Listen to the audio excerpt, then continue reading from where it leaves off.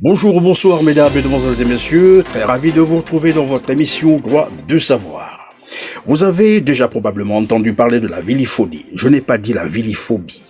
Loin donc de ces sentiments anti-vili, la viliphonie, c'est plutôt cet outil de promotion et de sauvegarde de la langue vili qui est un élément important de la culture Luango. Ne dit-on pas qu'un peuple sans culture est un peuple sans âme?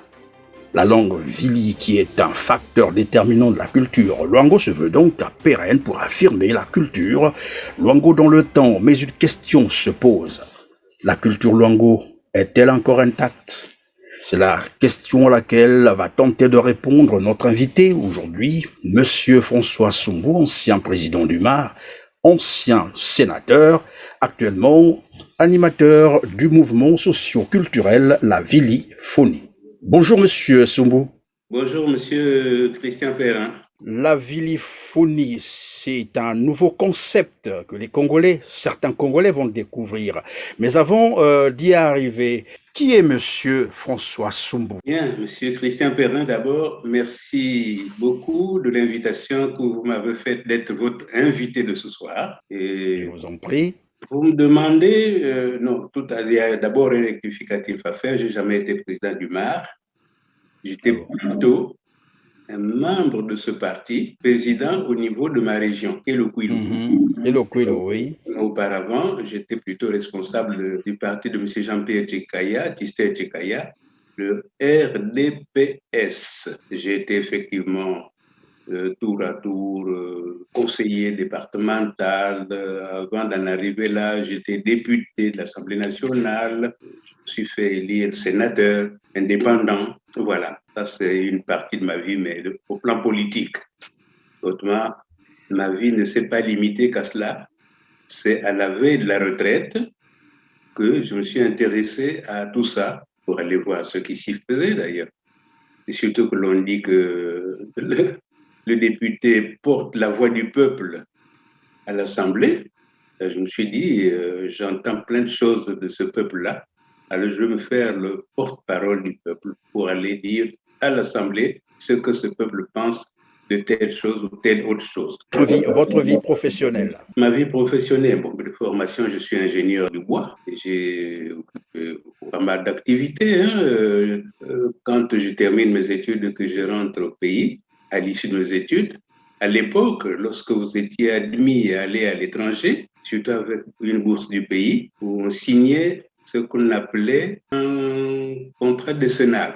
C'est-à-dire qu'une fois les études terminées, on rentrait au pays et pendant 10 ans, vous serviez le pays. Vous n'aviez pas le droit de partir parce que c'est le pays qui vous a donné l'occasion d'être ainsi formé. Après ma formation, j'étais donc rentré au pays. J'ai été tour à tour nommé chef de service de recherche forestière du Congo avec une mission d'une très grande importance. La mission consistait à étudier la capacité ou bien la possibilité des sols congolais à recevoir des essences étrangères parce que le pays avait envisagé de se doter, pas le pays tout seul, mais c'était le Congo, le Gabon, l'Ubangi-Chari, qui est devenu la République centrafricaine, le Tchad. Tout ce groupe avait opté pour se doter d'une usine de fabrication de pâte à papier. Et pour fabriquer un tel produit, il faut de la matière première. La matière première, c'est naturellement les arbres, lesquels nous-mêmes, nous en avons beaucoup, mais est-ce que c'est de cela qu'il fallait qu'on utilise pour en arriver là? On a dit non, il y a d'autres essences, parce qu'ils sont à croissance rapide, c'est cela dont il faut étudier l'introduction dans le pays, l'introduire sur voir la capacité de ces sols de s'adapter, de ces essences de s'adapter au sol congolais. C'est ainsi que ma mission a consisté en tant que spécialiste de pédologie, la pédologie étant l'étude des sols, a consisté à étudier les sols depuis la côte jusqu'à l'intérieur, jusqu'au niveau de Brazzaville. C'est ainsi que j'ai installé une station d'essai d'implantation sur la côte au niveau de Brazzaville, où j'ai créé, moi, la station de Kintele, qui aujourd'hui devient un village, mais c'était de la brousse. J'ai créé J'ai créé la station du kilomètre 45 où siège aujourd'hui le chef-lieu d'un district minier, je crois, où j'ai d'ailleurs eu mal à un moment donné à implanter mes activités parce que j'ai implanté les activités au bord d'un lac qui s'appelait l'anneau de Saturne. Je ne sais pas s'il existe encore. Et que les gens, à ce lac, ont donné un caractère tellement sacré qu'il ne fallait pas aller ses abords et surtout faire du bruit, genre le moteur qui tire l'eau et tout. Le jour où j'ai posé le moteur sur l'eau, le village environnant, tout proche, avait évacué le village complètement parce qu'il paraissait qu'il y a un Mami Wata là-bas qui risquait de se fâcher. Il a emporté le village. J'ai dit, bon, écoutez, libérez le village. Moi, je reste là, je vais régler mes problèmes avec le Mami Wata. Voilà, j'avais réussi à implanter ma station là-bas, qui est devenue plus tard une grande station, avec une belle route créée, fabriquée, bien faite par nous-mêmes, sur laquelle le président Marien Ngouabi est venu se poser lorsque il paraît qu'il a été secoué un peu à Pointe-Noire. Il a fouillé Pointe-Noire par avion d'un ami à nous, M. Lalanne, exploitant forestier, qui est venu le poser sur la route devant notre station, qui est devenue d'ailleurs l'avion est toujours là. C'est devenu actuellement un musée. Voilà, donc je suis chef de service des recherches forestières et plus tard me voici devenu directeur de l'Office national des forêts, chargé des plantations, de l'exploitation, de la transformation des bois et ainsi de suite. Une vie très très belle, mais de temps en temps dérangée par des responsables qui pensaient à un moment donné qu'ils étaient mieux connaisseurs que les connaisseurs que nous étions et qui voulaient imposer parfois leur point de vue. C'est ainsi qu'on m'a fait faire des choses terribles. J'avais été appelé pour aller cautionner l'exploitation d'une essence forestière appelée l'Ayus. Et cette essence, on l'exploitait en vue de fournir des tiges pour la fabrication des allumettes par une société coréenne qui s'est implantée à Bétou. Il fallait que j'y aille pour aller faire mettre un chantier, faire couper l'Ayus, produire les tiges d'allumettes et vendre. Mais nous avions donné notre point de vue en disant que ce n'était pas possible à Bétou faire des allumettes dans des secteurs où le taux d'humidité est très élevé, ce n'est pas possible. Ça nous a coûté cher parfois. Dans ce pays, depuis longtemps, le cadre n'a comme pas tellement le droit de donner son avis. Il faut suivre ce que... Malheureusement. Et c'est d'ailleurs qui va le détruire, ce pays, plus tard. Moi, à l'époque, ça allait encore bien. Voilà un peu, rapidement dit, ce que j'ai Et là, fait. nous sommes en quelle année comme ça? Nous sommes dans les années 70, 80. Dans Mais ces pourtant, années-là. vous venez là de faire un très bon exposé, mais curieusement, depuis cette période à aujourd'hui, le Congo ne dispose toujours pas d'unité de production, de transformation du bois sur place. Que se serait-il passé finalement après qu'on ait eu des cadres aussi brillants comme vous? Le Congo a disposé de tout, dans tous les domaines. En tout cas, après l'indépendance, on ne peut pas dire que nous avons été laissés les mains vides. Après l'indépendance, les premiers cadres formés dans divers domaines de l'activité du pays ont apparu. Il en est, par exemple, de nous autres, qui sommes le premier cadre des eaux et forêts, et il nous a été confié des missions nobles que nous avons assumées en connaisseurs conscients, consciencieux, en travailleurs et des unités de production dans le domaine qui était le nôtre, le mien, qui est les eaux et forêts. Nous avions des usines de transformation des bois partout. Je crois vous avoir aperçu au moins une fois à Pointe-Noire. Vous savez qu'à Pointe-Noire, il a existé des usines telles la Congo, Sidétra, la Sonatrab, dont j'étais moi-même la directeur, des usines de transformation des bois. En ce sens que, moi, par exemple, je fabriquais le plaquage en vue de la fabrication du contreplaqué. Et le bois a nourri ce Congo pendant longtemps, jusqu'à l'avènement du pétrole.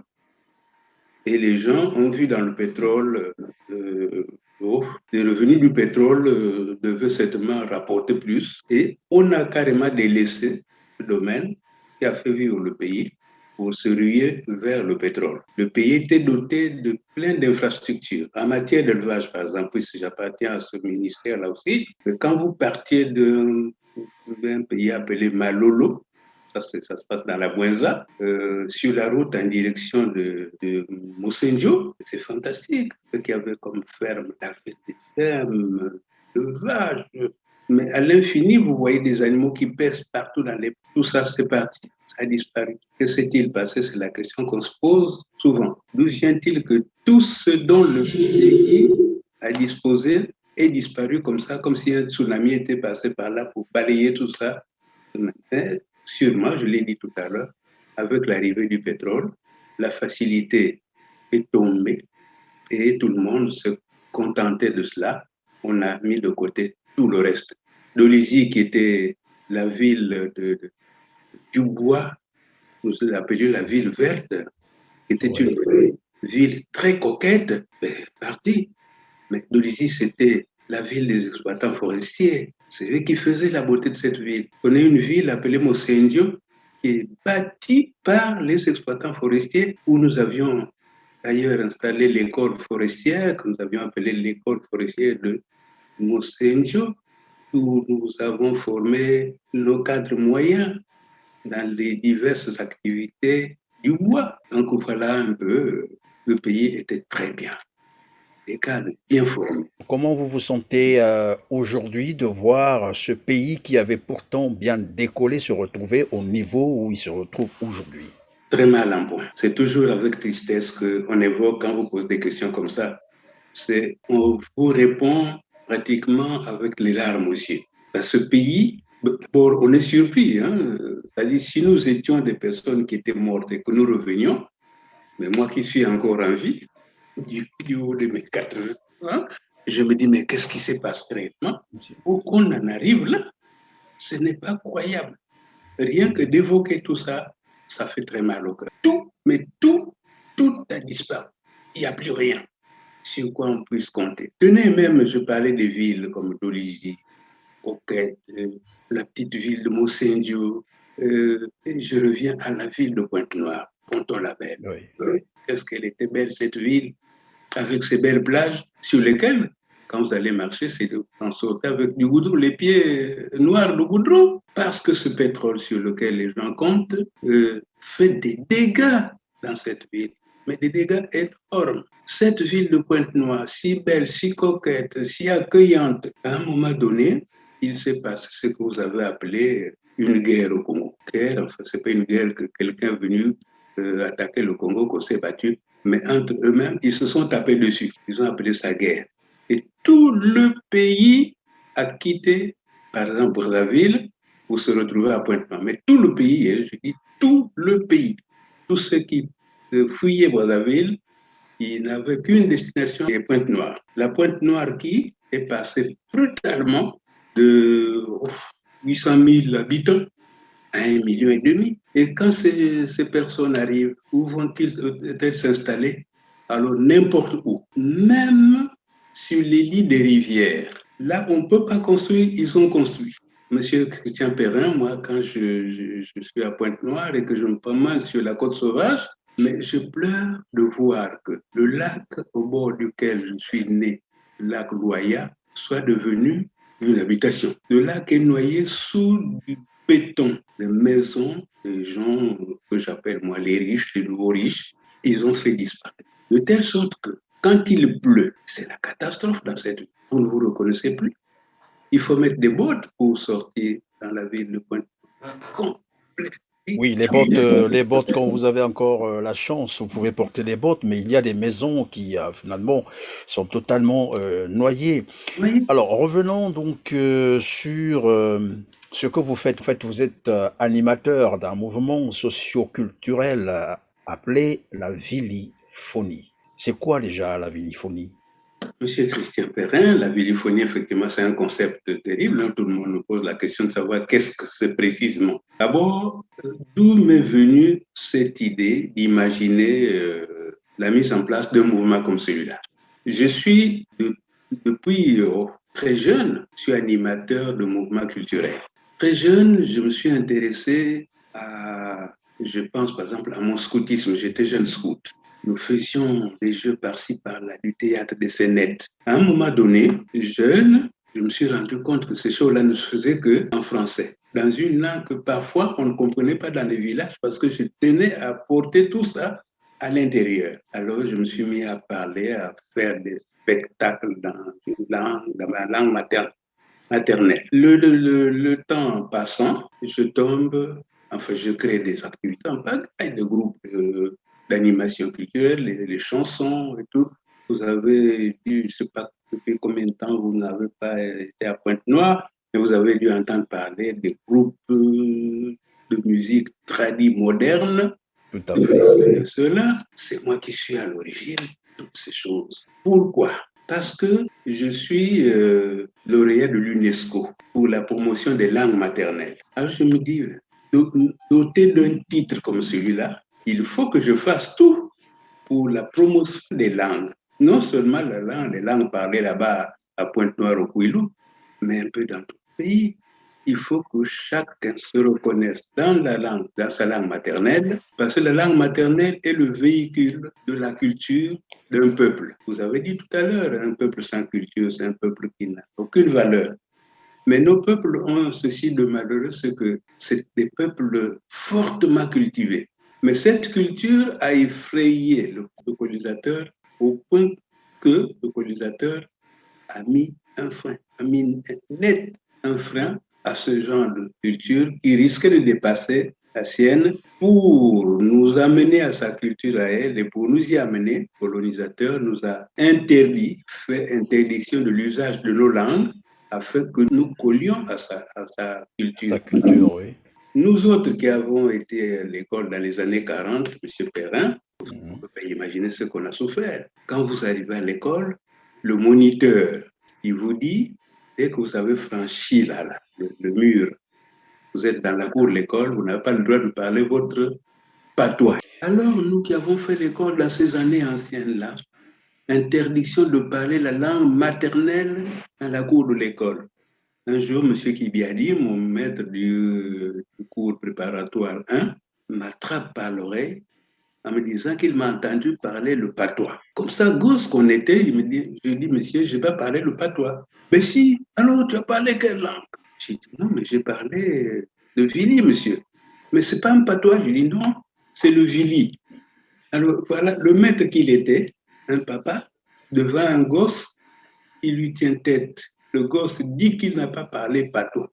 Mais ce sont des mots que le colonisateur a amenés pour justement nous amener à regarder ces langues-là comme, il y a un mot que je ne veux pas prononcer, donc patois, c'est le patois, on ne parle pas patois, parce que nous devons glisser vers la culture des autres.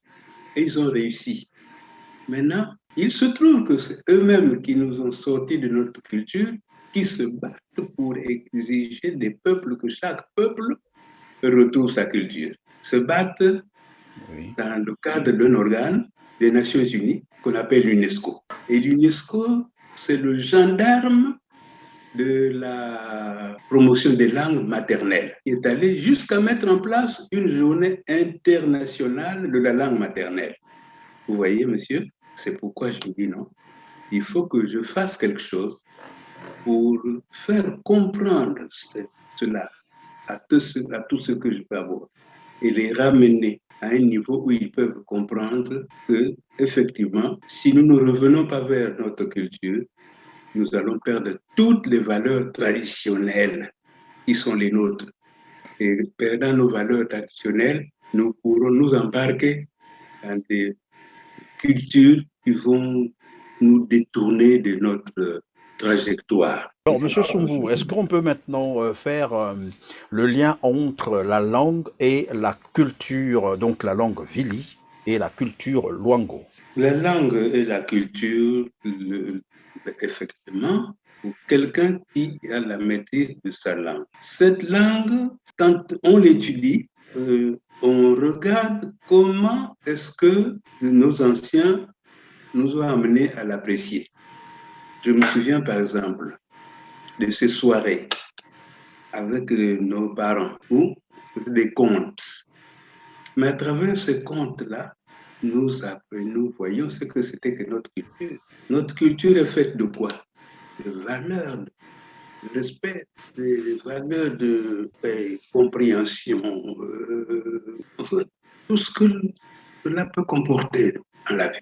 Donc c'est à travers cela, nous voyons qu'à travers cette culture, qu'on voyait des choses dont nous devions prendre, que nous devions maîtriser pour nous permettre de mener la vie d'un fils du Luango et pas de quelqu'un d'autre. Le Luango, c'est quelqu'un qui est contre la violence. Mais nous l'apprenons à travers les contes. Il y a eu ça. Le résultat, voilà ce que ça veut donner. Donc la violence, c'est pas bon. Vous voyez, le Luango, c'est quelqu'un qui s'éloigne des choses d'autrui. Le soir, il y a un conte autour de machin, un conte. Je pense à cette histoire, par exemple, de ce garçon qui, parce que il vient de France où il a été voir son oncle, il rentre au pays et il veut, à midi, alors que dans la culture Luango, midi, c'est un moment où il vaut mieux rester chez soi que aller se promener n'importe comment. Lui, à midi, il veut aller voir le village voisin. On lui a dit, tu ne vas pas. Et il dit, ben, arrêtez-moi vos histoires de village, là. Ça ne nous concerne pas. Il part et il a vu marcher à peine 5 mètres, 5 minutes, pardon. Il se retrouve devant un village qu'il n'a jamais vu, qui n'a jamais existé à cet endroit. Et il entre parce qu'il fait très chaud. Il va s'asseoir au pied d'un manguier. Au pied d'un manguier, paf, il s'assoupit. Et puis, quand il s'assoupit, tout d'un coup, il entend des clameurs. Il sursaute et juste devant lui, il y a une chapelle ardente. Qu'est-ce que c'est cette affaire? Moi, je passe là, je suis santé, je n'ai pas vu ça. Alors, monsieur se lève, il va regarder. Il y a effectivement un cadavre sur un lit, 4 bougies allumées, et il n'y a personne autour. Il s'étonne. Et puis, dans un coin, il y a une pelle et une houe. Il prend la pelle et la houe, il va creuser un trou, il fait un machin, il va prendre le cadavre et il l'enterre. Quand il veut partir, il entend la clameur. Et des gens qui crient en lui disant, toi, bienfaiteur, viens m'enterrer correctement, ne m'abandonne pas comme ça. Alors, conclusion, dans la culture du Luango, il ne faut jamais se mêler des choses qui ne vous concernent pas, voyez-vous.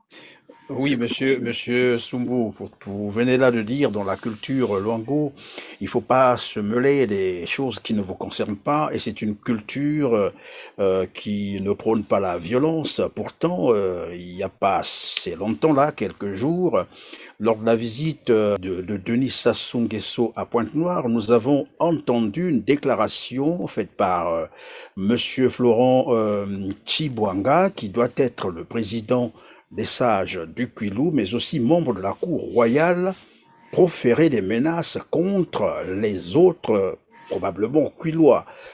Disons que tous ceux qui ne pouvaient pas soutenir Denis Sassou Nguesso n'avaient que deux choix, soit quitter le département, probablement le pays, puisqu'il disait vous quittez, vous partez ailleurs, sans préciser est-ce qu'il fallait quitter le Kwilu ou le Congo, mais plus loin encore, il dit, pour ceux qui vont insister, il y a un terme certainement que vous connaissez beaucoup mieux que moi, vous serez foudroyé, c'est-à-dire vous mourrez calciné. C'est quand même des menaces publiques et c'est sérieux, c'est très grave. Est-ce qu'on peut penser que la culture, finalement, Luango a changé de ton? Puisque tout à l'heure, vous avez dit, ce n'est pas une culture de violence. Mais là, on sent de la violence, de l'exclusion, des menaces de mort en plus. Bien, merci, monsieur Christian Perrin. Bon, il y a lieu de se demander si, pour dire ça, monsieur Chikwanga ne sait pas peut mettre un peu de miel sur les lèvres. Hein? Est-ce que ça vient de lui? Qu'avait-il, lui, à menacer des personnes qui n'ont rien fait, à personne? Parce qu'en effet, il aurait dit que le président qui était devant nous, qui est en visite à Pointe-Noire et qui est candidat à sa À succession l'élection à la présidentielle, oui. prochaine élection présidentielle, que lui, ça relève du choix de Dieu. Je Je ne suis pas sûr que M. Tchibouanga ait rencontré Dieu ou que Dieu lui ait dit cela, je ne pense pas. Mais ce qu'il décide, lui, d'être candidat, ça relève du choix de Dieu. Donc, celui qui n'est pas d'accord avec ce choix, qu'il aille ailleurs. Qu'il aille ailleurs. Comment ça? Les gens sont chez eux et puis ils profèrent une telle menace. Comment je vais quitter là où je suis implanté depuis tant non prescrit, aller ailleurs parce que je n'ai pas accepté une parole de Dieu qu'il n'y a que lui qui a entendu.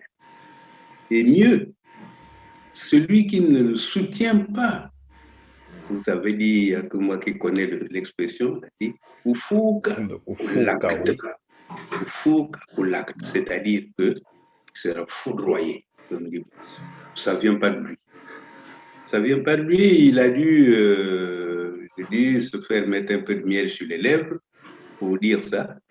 Parce que, M. Tchibouanga, si c'était quelqu'un qui avait compris pourquoi l'autre était là, ben, il ne se serait pas levé pour parler parce que il y a le ministre Collinet qui avait pris la parole avant lui et qui a dit les choses telles que comme il a voulu et comme il les voit. M. Collinet s'est trouvé donc en face d'un quelqu'un qui est sûrement venu solliciter les suffrages des autres, alors qui a intérêt à écouter les revendications de ceux-là vers lesquels il est venu. Voilà, tu nous écoutes ça, tu nous organises tout ça, et nous sommes derrière toi. C'était suffisant. Mais d'où vient-il que lui, il dit, si vous ne le faites pas, je vais nous écraser. Et il ne s'adresse pas, je signale que M. Tchibouanga est membre du Parti congolais du travail, il ne s'adresse pas là à des militants de ce parti, il s'adresse là à des gens de tout le Congo, parce que Pointe-Noire, c'est une ville cosmopolite. C'est sûr qu'il n'y avait pas que les Luango là-bas, c'était tout le monde. Donc il est allé maudire tout le monde. Au cas où vous ne faites pas ça, vous allez être brûlés. Mais comment brûlés? De quelle manière?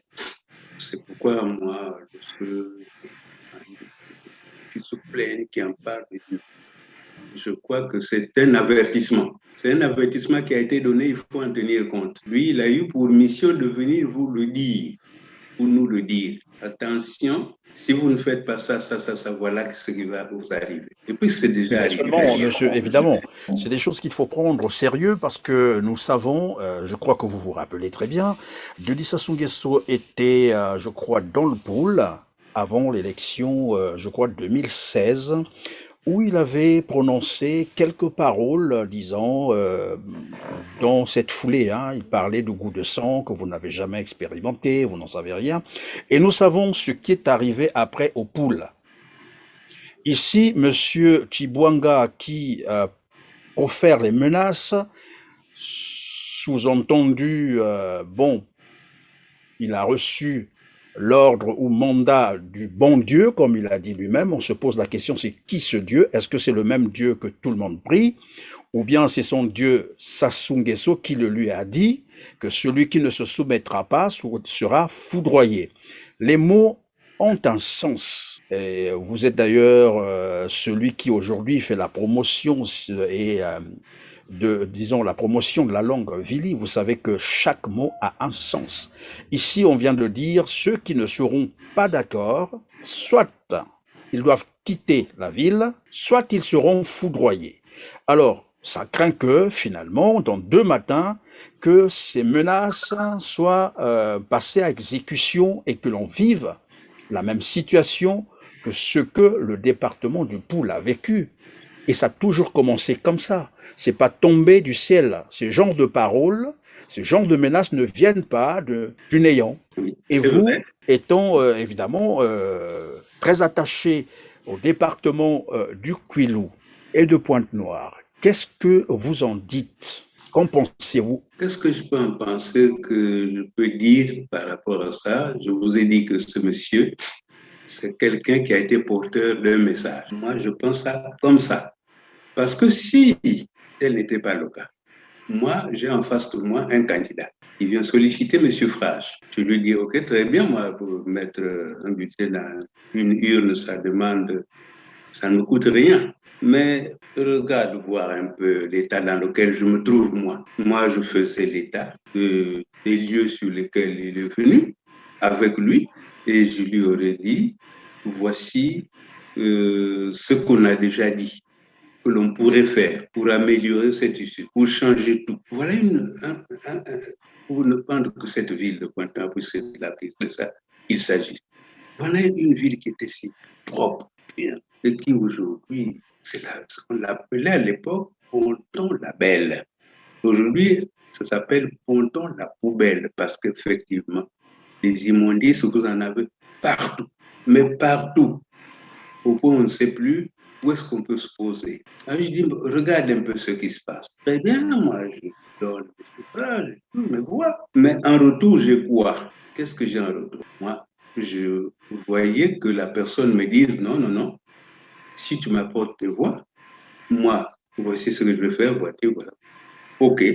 C'est à ce moment-là que, dans la culture du Luango, on prend acte de ce que quelqu'un a promis de faire quelque chose.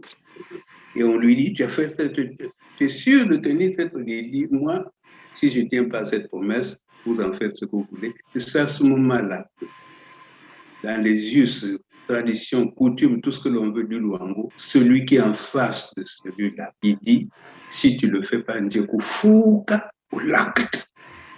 C'est en direction de la personne qui vient vers vous que vous envoyez ce machin, ce truc de maléfice là. C'est en direction de la personne qui prend des engagements. Tu prends l'engagement, très bien. Bon, par cet engagement, il faut pour l'acte. Mais moi, je n'ai rien fait. Moi, c'est moi qu'on vient solliciter. Non, c'est pas possible. C'est du jamais vu. Et surtout que c'est de la part du premier conseiller du roi. C'est pas que bon, ce mensage, mais c'est le premier conseiller du roi du Luango, donc celui-là même qui est censé être le protecteur de tous les sujets du royaume. Parce que les rois, c'est aujourd'hui, on imagine que dès qu'on met quelqu'un, on l'appelle roi. Avant, quand on avait choisi la personne qu'il fallait, et qu'il est allé prendre ses initiations Kinshasa là-bas, et qu'il revient, il n'est pas appelé roi, il est appelé Ngang Mvumba. Ngang Mvumba, c'est-à-dire le côté Kuvumba, c'est comme la poule qui couve. Il couvre le peuple, c'est le protecteur du peuple. Il est resté dans le Ngang Mvumba parce que celui-là, si les choses étaient normales, il ne serait pas déjà appelé roi, puisqu'il est là depuis, il était là depuis 6 ans, je crois. À quelle preuve il a faite pour qu'on l'appelle roi? Il ne devait pas être arrivé déjà à ce niveau de roi. Il était encore Ngangavum. Maintenant, lui, il est mort. En principe, il y a quelqu'un qui s'appelle Mambom Tsiluangu. Je traduis, ça se dit donc Mambom Tsiluangu, c'est le premier ministre. Et comme son premier ministre semble-t-il malade et qu'il n'est pas là sur place, donc c'est le premier conseiller qui reste là pour couver ce peuple. Et voilà que la personne qui est censée protéger, couver le peuple, livre ce peuple en pâture. Parce qu'en faisant cette déclaration, même si celui à qui, devant qui on dit ça, n'avait pas cette intention, il se dit, tiens, on m'a donné l'ordre de rentrer dedans et de casser, de taper au cas où. Ça y est, c'est un visa, un passeport qu'on a donné, une autorisation qui a été établie. Non, ça ne se passe pas comme ça. Vous me demandez qu'est-ce que j'en pense, que diriez-vous? Je dis que la chose aurait dû être faite telle que je vous l'ai décrite, parce que c'est comme ça que ça se passe. Est-ce qu'on peut parler, est-ce qu'on peut parler là de la lâcheté ou bien de la compromission? Parce que finalement, on sait que, évidemment, pendant la campagne 2016, Denis Sassou Nguesso promettait une nouvelle municipalisation de la ville de Pointe-Noire après avoir échoué la toute première. Et après 5 ans, donc le mandat finissant, il repart. Mais au lieu de prononcer de Kufuka l'acte en fait auprès de Denis Sassou Nguesso qui avait promis qu'il n'a rien fait, ben finalement on retourne ça envers la population. Est-ce que on peut penser aujourd'hui que le Kwilu, qui était une terre hospitalière, est devenu aujourd'hui une terre de violation des libertés fondamentales, où on pense que ou vous faites, ou vous quittez, c'est-à-dire si vous ne vous soumettez pas, eh ben vous partez ailleurs, ou vous êtes voué à la mort. Le Kwilu et Pointe-Noire avec, parce qu'on a fait de Pointe-Noire un département pour le sortir du Kwilu. De coutume, nous recevons des politiciens aussi sur notre plateau qui font à l'état de lieu ce qu'est devenu le Congo-Brazzaville. Alors aujourd'hui, nous vous avons sur notre plateau, vous n'êtes pas politicien, vous êtes culturel.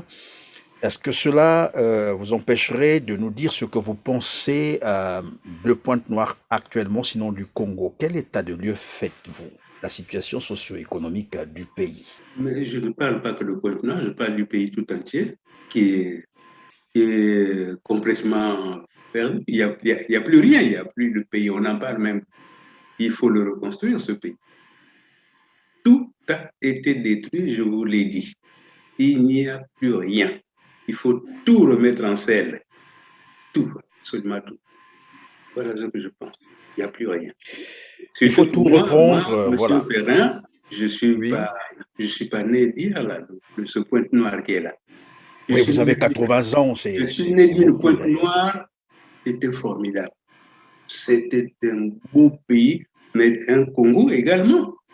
Brazzaville, pour moi, c'était. Vous ne pouvez pas imaginer ce que ça représentait pour nous.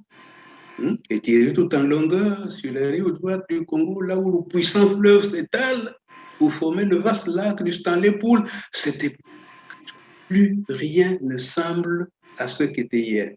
Et partout, je vous parle de Moïse Saint-Jean, c'était une très belle cité tenue par des exploitants forestiers, des hommes riches, qui d'ailleurs morts, tous morts. Je ne sais pas ce que leurs descendants ont fait de ce que les parents avaient. Tout est mort. La petite coquette ville de Dolisie ne ressemble plus à la Dolisie que nous connaissons. Allez voir Mindouri, quelque part où vous descendez gaiement pour rejeter des sangs, ceci, cela.